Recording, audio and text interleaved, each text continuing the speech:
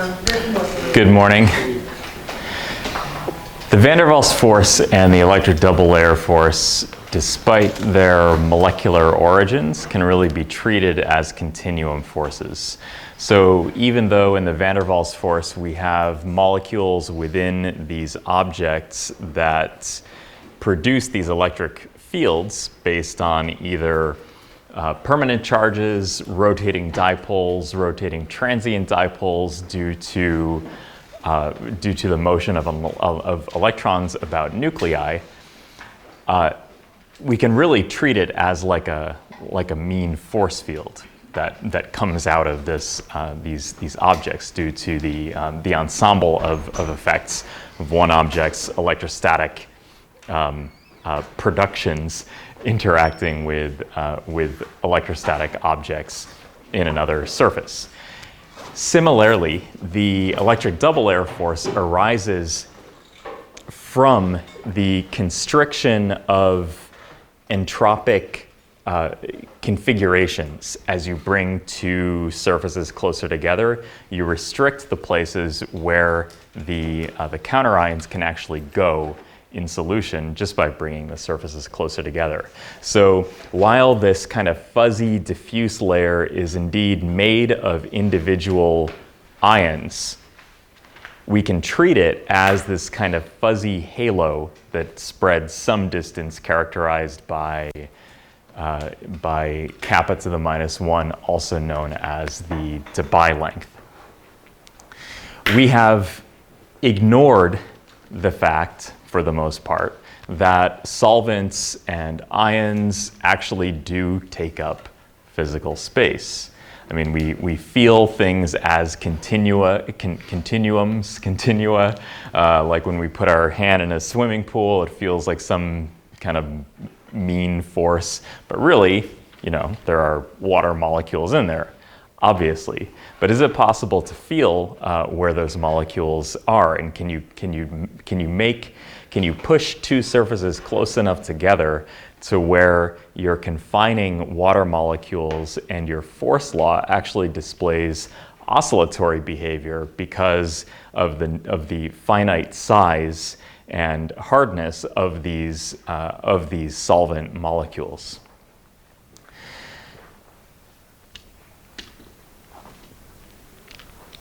This is a bundle of colored pencils. I've had these since I was probably 11 years old.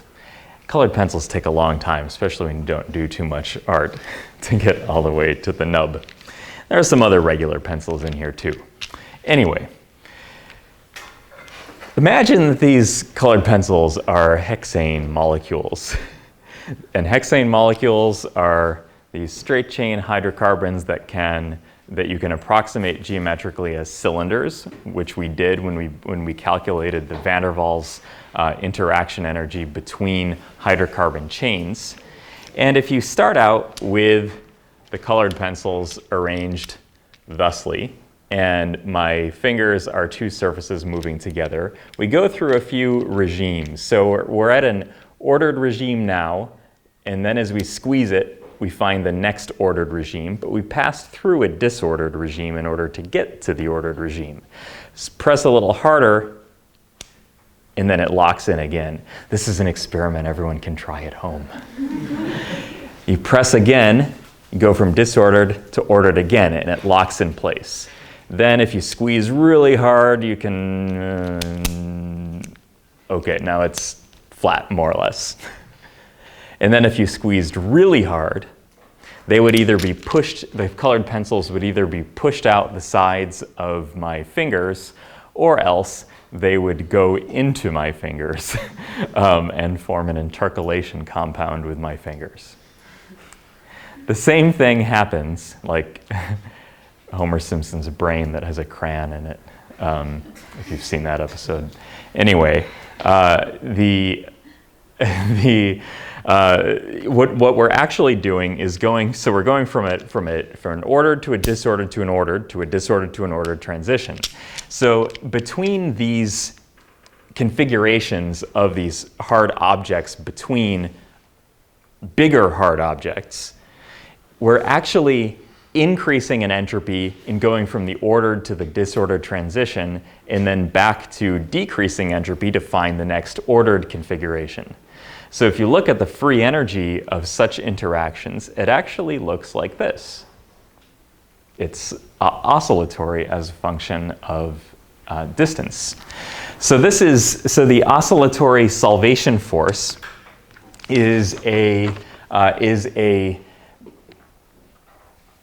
experimentally measurable phenomenon that arises because of the molecularity of matter. And there aren't too many ways that we can really feel the sizes of molecules, but in this case, we actually can do these experiments, and these generate forces that can be measured with experiments in the lab. Now, one of the leaders in this field historically was the author of your textbook. So this is chapter 15. It's kind of like a love letter to oscillatory solvation forces. They don't arise that often in a nanoengineering experiment, but they are important conceptually because they remind us the importance of the molecularity of matter, and they do arise in circumstances often enough that we need to be aware of them. So if the 60 pages of chapter 14 were daunting to you, the much shorter, much more qualitative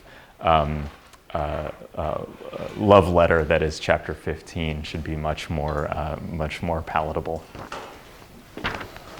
These fall under the category of non-DLVO forces.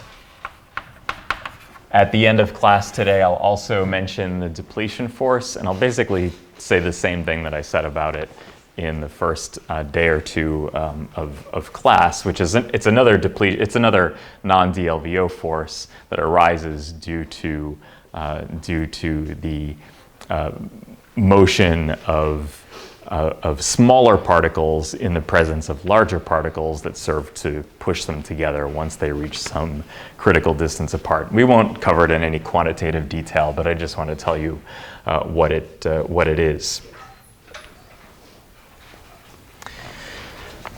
So these are what we're talking about primarily are forces due to confined liquids.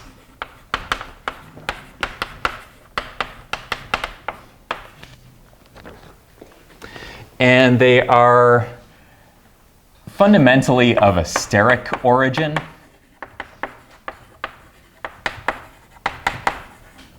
But if you like the philosophy of this, of intermolecular forces, there's also an entropic component to the origin because you're going from an ordered state to a disordered transition back to an ordered state, which is what gives you the oscillatory behavior. Steric origin, also entropic.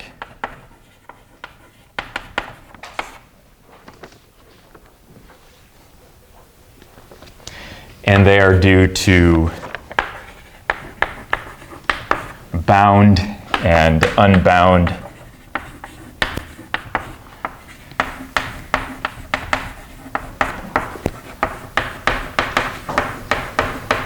solvent molecules. We call these solvation forces in general, but hydration forces if your solvent is water.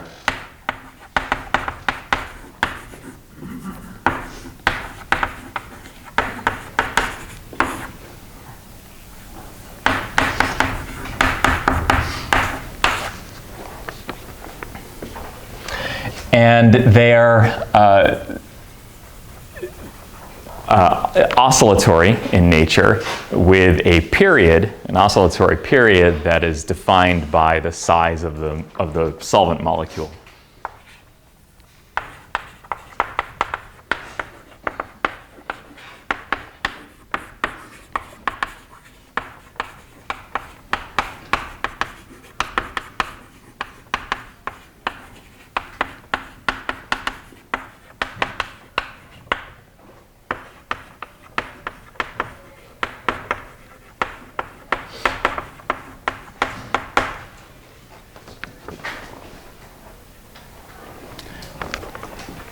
And we're going to call this the hard sphere diameter.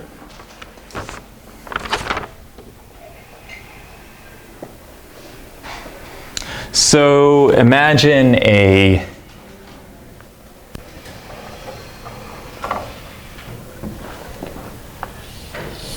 two surfaces that are going to come together.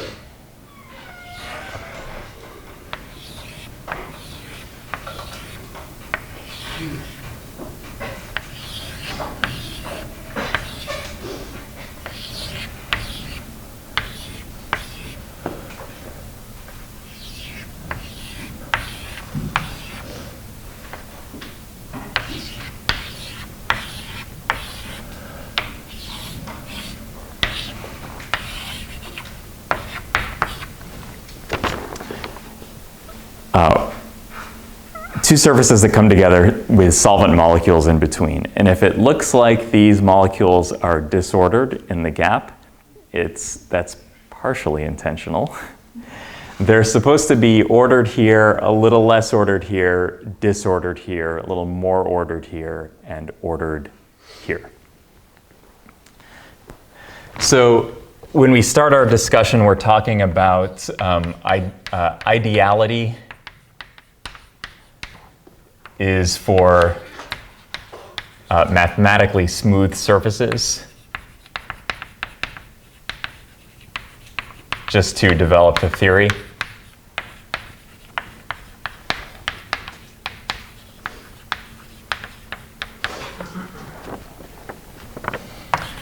So notice that the solvent molecules are molecules, but the surfaces are just completely flat objects, which of course is unrealistic, but we want to start somewhere. For real surfaces,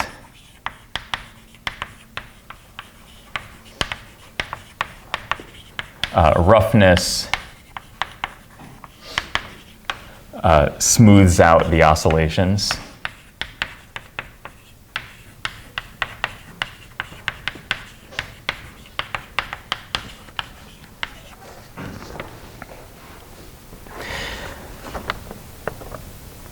And if we plot the density as a function of separation from 0 to D, where the center line is called the midplane,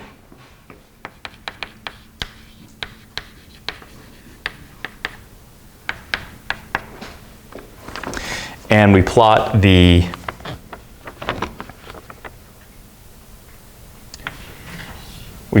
density, we have a density that is going to look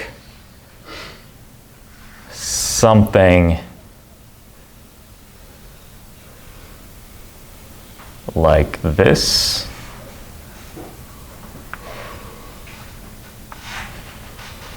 And then it's just symmetric, where the density down the center we will call rho infinity, which is the density at the density of the molecules with the plates at infinite separation, with the surfaces at infinite separation, or the bulk density.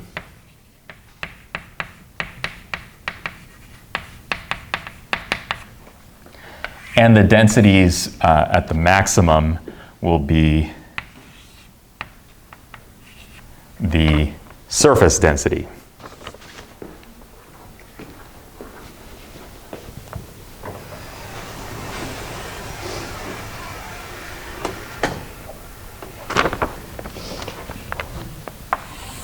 Let's look what happens when we squeeze surfaces together.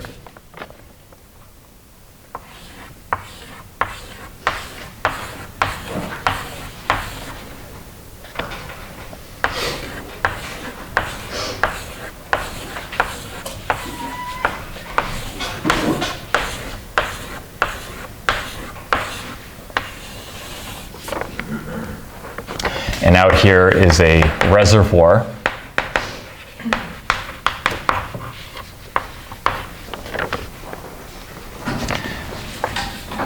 And at certain separations, we'll have solid-like behavior, solid-like morphology.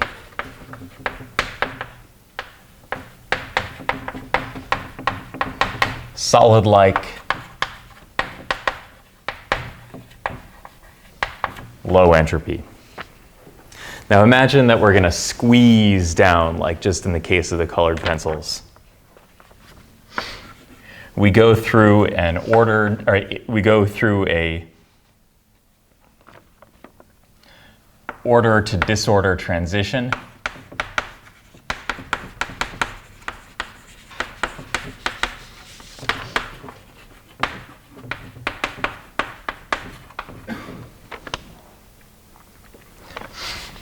Which is liquid-like.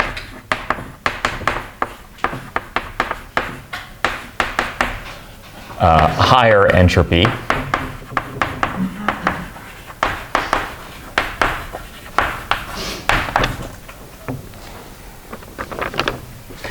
Back to an ordered state.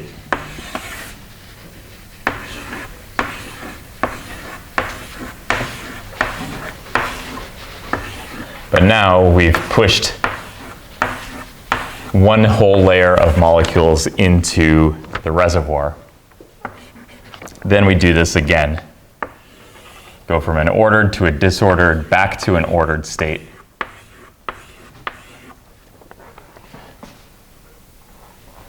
Let me just say here that I'm not showing the disordered liquid state because I don't want to draw circles forever.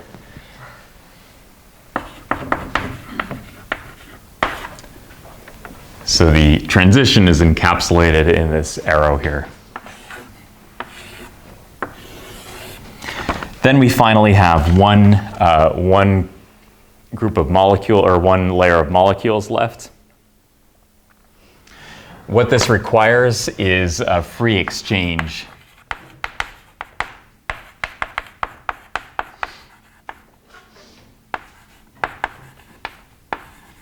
Which incidentally is the name of the financial opinion column in the Economist magazine. Free exchange. It requires free exchange with the reservoir.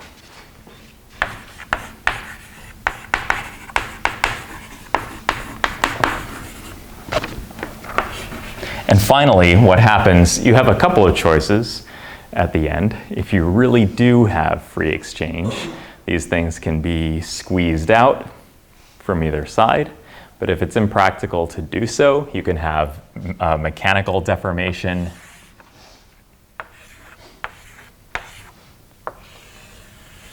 of the surfaces.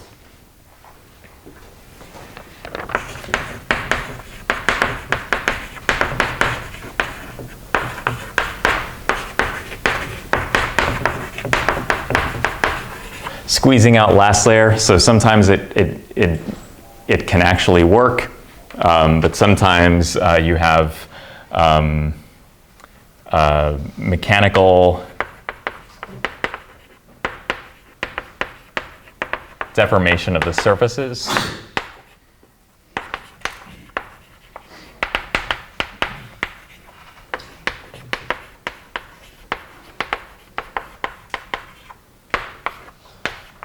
You can also have the formation of an intercalation compound.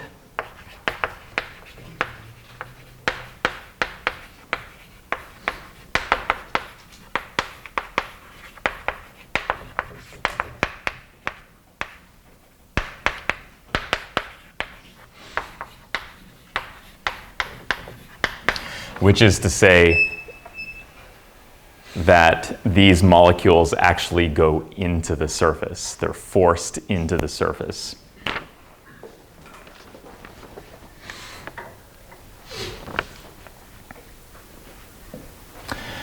They can also produce a grain boundary in a surface. If you push molecules in, sometimes they'll go in such a way as to prevent two opposing grains from joining up, or you can create a new grain boundary. Usually, often in mechanical deformation, you are forming new grain boundaries. If you really work a metal, like you hammer it, and you'll form grain boundaries. Okay, so let's quantify the solvation pressure at least a little bit.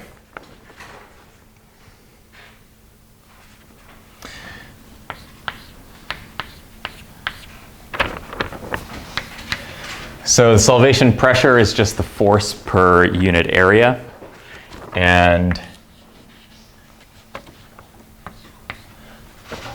how we get it is to multiply kT times this difference in solvent density at the surface, between the surface and the solvent density at the surface at infinite separation. So the difference between the solvent density at the surface at some distance d and the density of solvent at the surface at some infinite surface separation. We have a similar expression that we can write with respect to the midplane. kT times the difference in solvent density at the midplane at a given distance d minus the solvent density at the midplane at an infinite separation, infinity. And what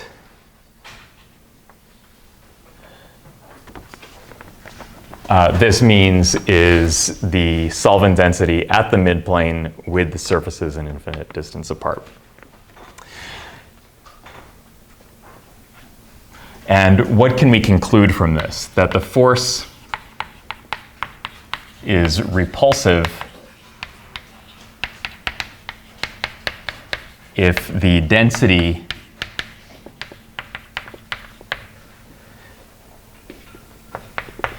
increases at the surface or the midplane. And always think back to the colored pencils. You go from an ordered state to the disordered state, and you're increasing entropy, and there's effectively an attractive pressure. But as you go from the disordered liquid state, you push a little further and you enter into the next ordered state, you're decreasing entropy, and therefore there's a repulsive force. So it goes from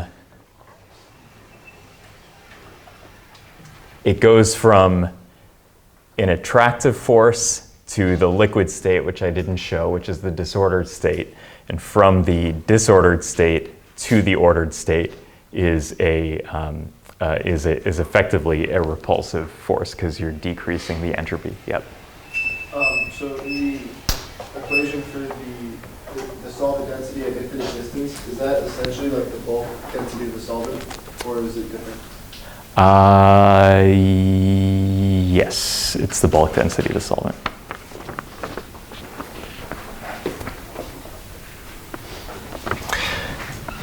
The next consequence is that as the last solvent molecule is driven out.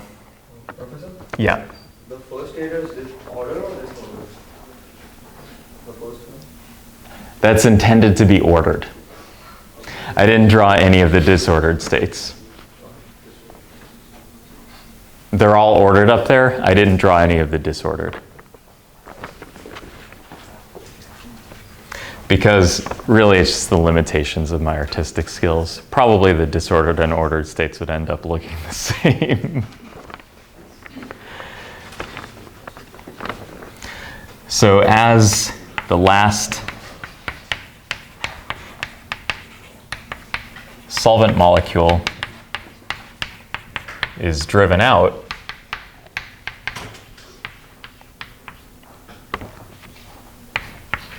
pressure as D goes to 0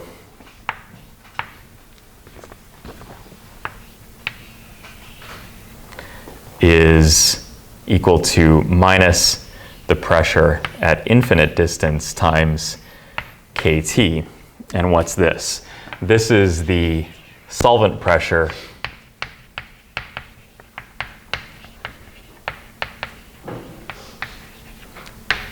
Or the bulk hydrostatic pressure.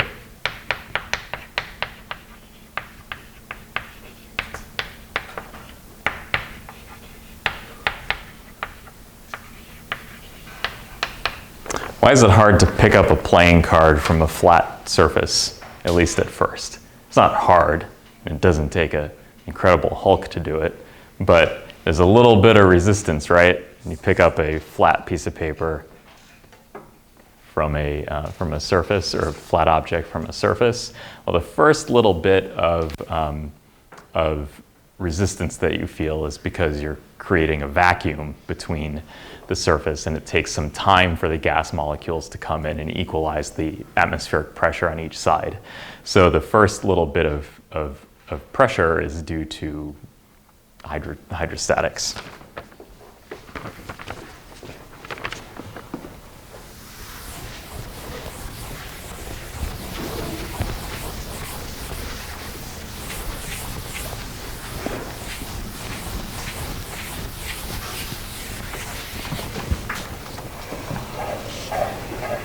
You can convince yourselves at home that something with the units of energy times something with the units of number density gives you something with the units of pressure.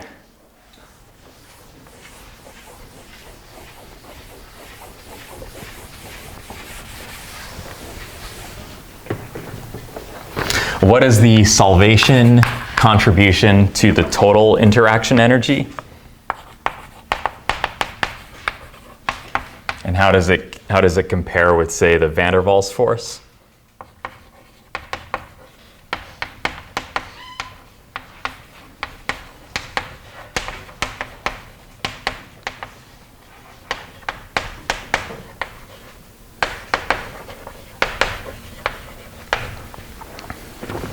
Yeah. Isn't the mid-planar density at infinite distance same as the bulk density at infinite distance? Yes. So will that not make the mid-planar densities and the density of the solvent equal? I mean, if you look at the equation. Which equation? The K. This? Yeah, that is equal to KT into mid-planar. So if both solvent at infinite and mid-planar density at infinite, they are equal, will that not make rho mv and rho ds the same? The density at the surface will be, the density at the surface will oscillate as you go through these ordered to disordered transitions. So you'll have either a negative or a positive. You'll have either a negative or positive contribution from this term. I don't. But no, I'm just mathematically, because the last term is equal. Why will not the first terms be equal? Yes. Wait, so then rho s at infinity is density at surfaces at infinity part. So does that mean rho s infinity is constant, whereas rho s d is changing? Rho SD is definitely changing. Okay. But rho s infinity, is that more or less constant? Yes. Okay. Okay, what is the total solvation contribution to the total interaction energy?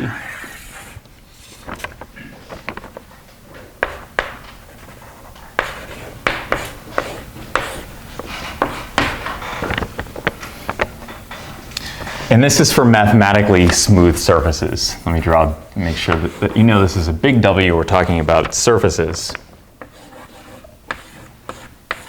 We have the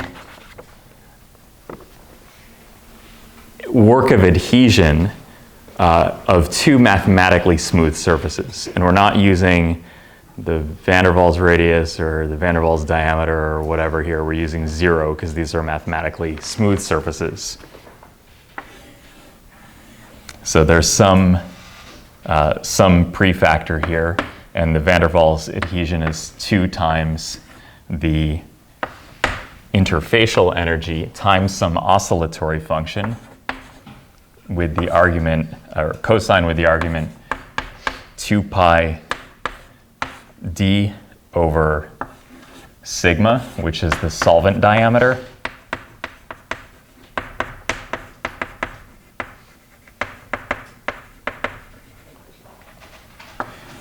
times, and because this effect doesn't last forever, a whale swimming off the coast of Japan and a whale swimming off the coast of California are not going to exert an oscillatory solvation force against each other. So there will be some decay due to this.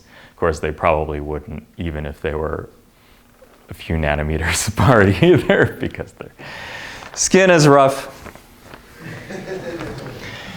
So we have some oscillatory, we have some prefactor due to the adhesion pressure at 0 distance, then we have some oscillatory function, then we have some exponential decay, which is due to, which has the form e to the minus d over sigma, and because this is an energy per unit area, we have units joules per square meter. So this is the oscillatory part.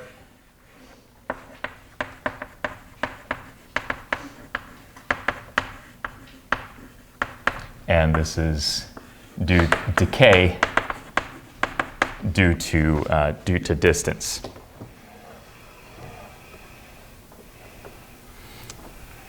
What is just the adhesive pressure then?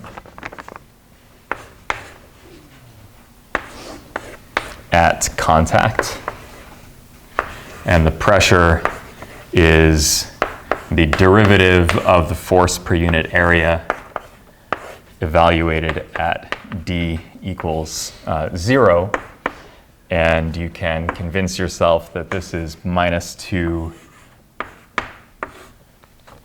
gamma I over sigma, or minus rho infinity kT. But since the density is roughly proportional to the inverse of the hard sphere diameter cubed, we're just going for comparison's sake here. We can solve for the interfacial energy due to the solvation pressure as being roughly kT over 2 sigma squared. Sigma is the hardest, simplest, but the hardest Greek letter to draw. Let's compare this value to the van der Waals interfacial energy.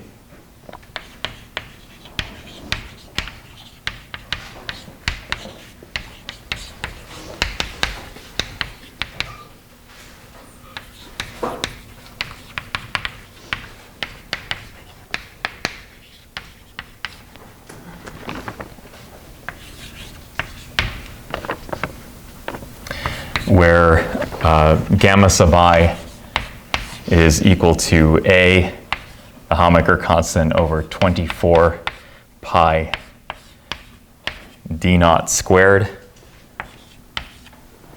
And you're going to hate me for this, and I apologize, but your book has a third thing to use for the d at contact. On an exam, I'm just going to give you d. Don't worry about whether it's the radius or the diameter, because it's a really improbable scenario to be in to begin with, to push two surfaces close enough together that you get within D, unless you have a Jolly Rancher and it's whole already, in which case you're going to have some number of thousands of atmospheres, whether you use the diameter or the radius. But I'm going to give you the D, and the D is going to be 0.2 nanometers. In your book, in chapter 15, however, we use, for the sake of consistency, 24 pi times the hard sphere diameter over 2.5, whatever, squared. And what does this give you but something like 0.1 times the Hamaker constant over the hard sphere diameter squared. So what does this mean? We're comparing this to this, and what this means is that for smallish, scientific word, for smallish Hamaker constants,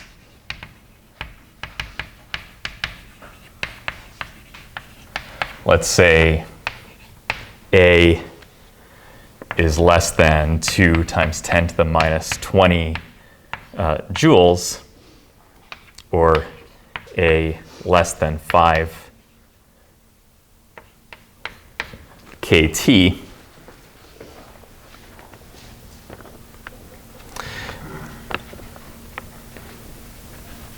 the oscillatory forces will dominate.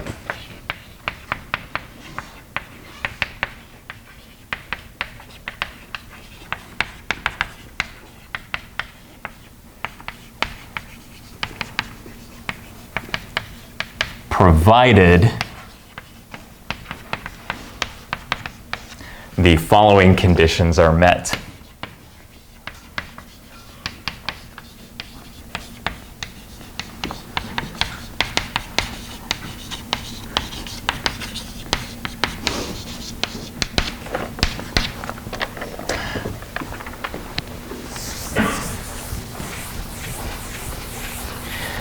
So the oscillatory solvation forces will appear in a surface force measurement if you have the right set of conditions, the right surfaces and the right solvent molecules.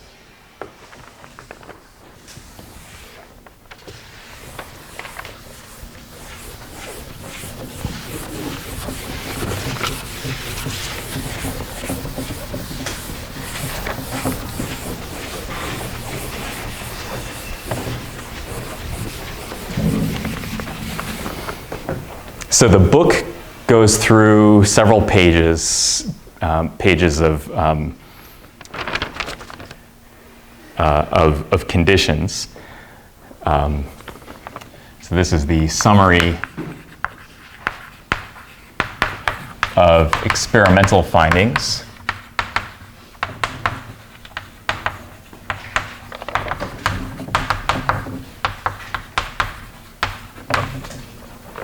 And this is page 355 to 361. And I won't go through all of them because this is really just a fine-grained look at the literature in this field, much of which was produced by the author of your textbook. The most pronounced oscillations are given by small molecular solvents.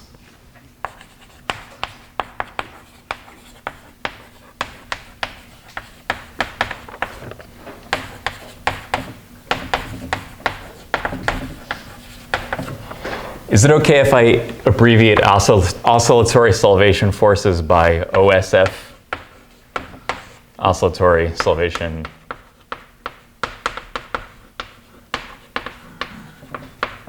forces given by small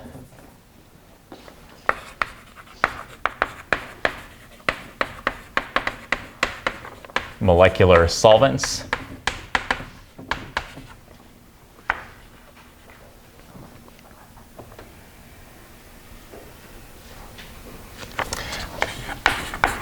The OSF is greater than the van der Waals force for 5 to 10 solvent diameters. Under ideal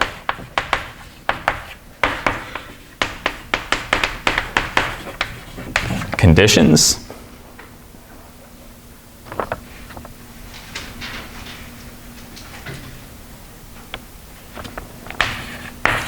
The OSFs are not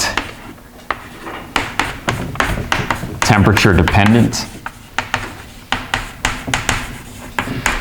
It's not very temperature dependent because why would they be? They're not enthalpic in nature. You don't change the size of the solvent molecules by increasing the temperature.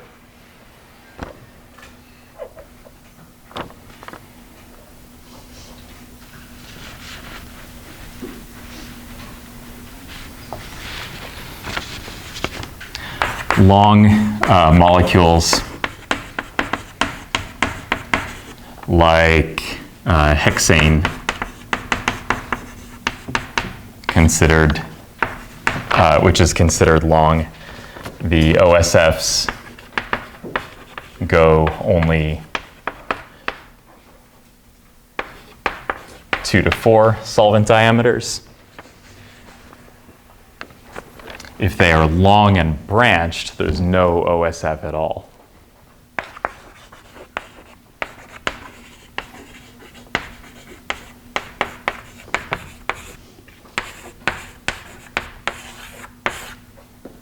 What does long and branched mean? You'll probably get a weak OSF here if you only have a few solvent diameters, so very close distances. But the minute you do this, you have no OSF at all. And why is that? Because they can't pack together. Imagine you have colored pencils that have a limb on each colored pencil. They're not going to pack together, so you won't get this ordered to disordered transition.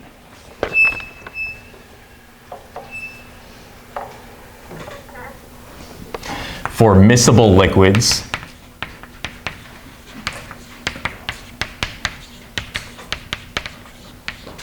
you follow the OSF for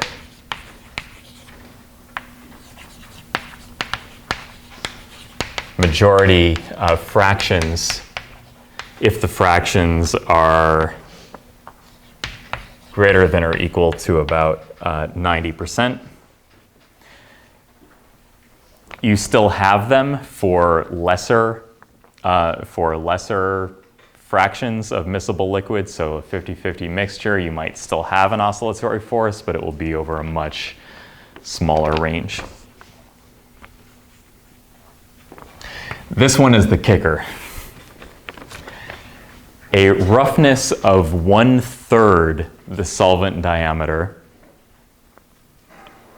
eliminates the oscillatory solvation force completely.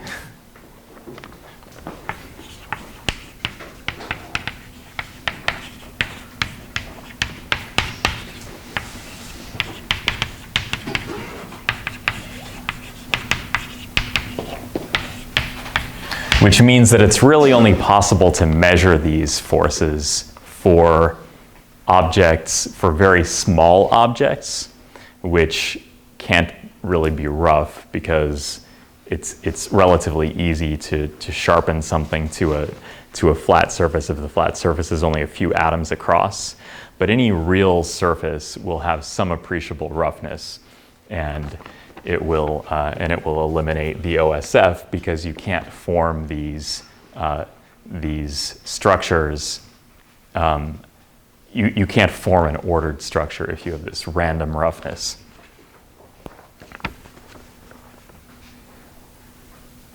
Unless the rough spots are compressible.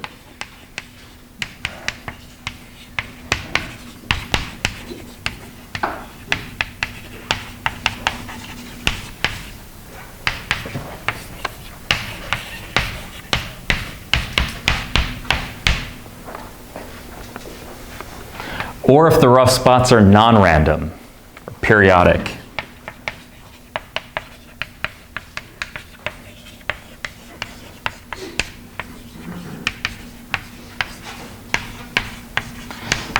OSFs, yes.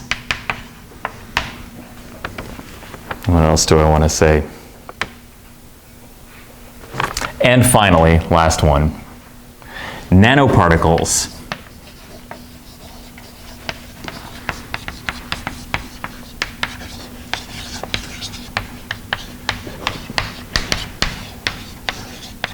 Produce solvation-like forces. So if you have nanoparticles instead of solvents, even though they're quite a bit bigger than solvents, nanoparticle maybe 2 to 100 nanometers, you'll still get an oscillatory force. All the way up until like to a stack of colored pencils, you'll get an oscillatory solvation force, an solvation-like force.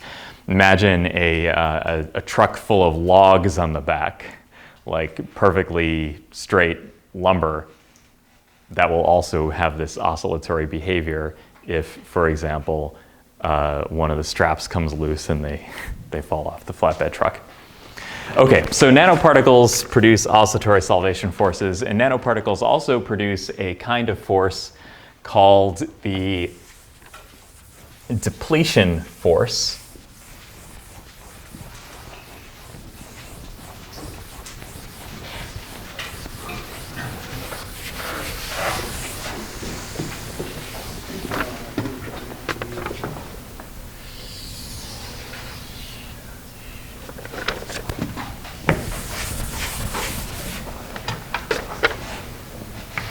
Which we will discuss in a qualitative manner. Suppose these are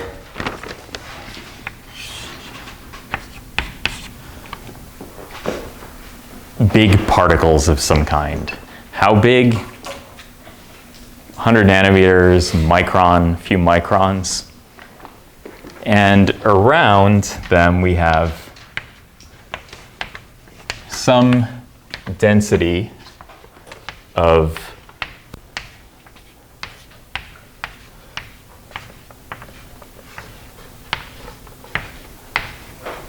smaller particles. And these smaller particles could be polymer, blobs, they could be nanoparticles.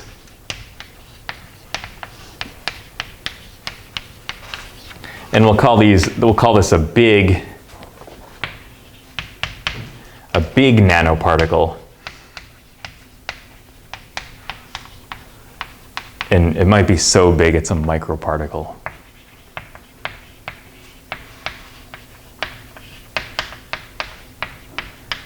Anyway, much bigger than these, factors of 20 or more, say. Now, at some large enough distance d, these particles will undergo some. Let me return to what these particles undergo. At some distance d, the density of these smaller particles will be uniform everywhere, even in the gap. They'll be the same. The density will be the same out here as the density is between the two particles in the gap. Now, why does that matter? Because these particles undergo Brownian motion.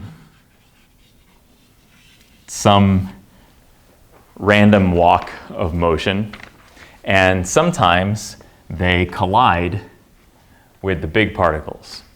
Now, over time, these Brownian kicks, as they're called, these collisions will be counterbalanced because the density is the same on all sides. But if you shrink d down so that the big particles are close enough to start to exclude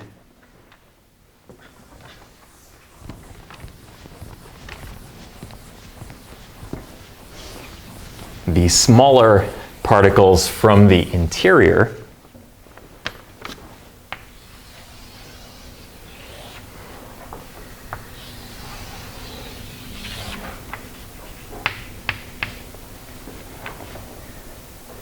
then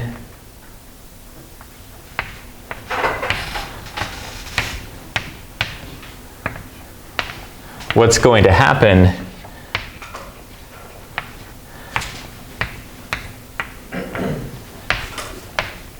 is that there will be some distance here below which these smaller particles can't get in between. So now what happens? Now as the Brownian kicks occur, they serve to push these big particles closer together. So unbalanced, and this is called the area of depletion.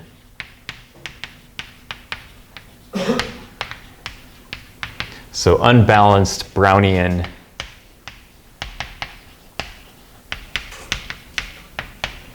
kicks give you give an attractive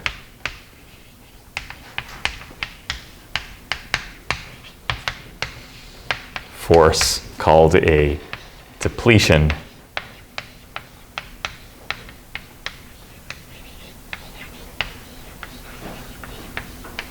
force.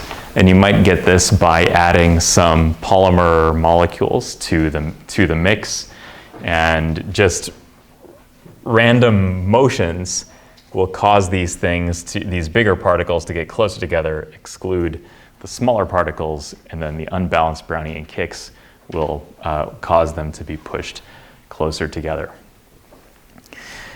In the next class, we are going to talk about another type of repulsive force that is due to sterics and entropy and entropic forces, where we have these particles, the big particles or surfaces that have polymer molecules grafted to them, either physisorption or chemisorption to the surface, and those polymer molecules are free to move around on the surface. And as you bring two surfaces coated with such molecules together, there's an entropic repulsive force because of the floppiness of these polymer chains. So while this is easiest to understand in terms of a molecular framework, because we have these molecules that we synthesize in the lab or buy from a catalog, and they go on the surface, and we think about the reduction in entropy as you push surfaces closer together, you can actually treat them also as a continuum force. So even though you have these molecules on the surface, they actually follow continuum-like equations that we would use for the van der Waals force and the electric double layer force. So it's sort of a way of combining what we learned about solvation forces with mean forces from van der Waals and electric double layer forces. Remember that van der Waals plus EDL is the DLVO force, but sometimes you also have this polymer component which gives you the stability of milk fat globules, for example. Has anybody made metal nanoparticles in a lab? And often you have to add, you've probably added like polyvinyl pyrrolidone to the solution or something like that. And that's what we're talking about. So if you just had these metal nanoparticles in solution, by the reduction of like a silver salt or a gold salt, you would get these gold nanoparticles, and they would just all suck together and form this solid blob of stuff, and they'd never come apart. It's like taking two halves of a perfectly cleaved Jolly Rancher and pushing it together, and you'd never get it apart again. But if you have these polymer molecules coated on the surface, they actually produce this repulsive force that gives you a stable colloid in solution. We are going to end way early. Thank you for your attention.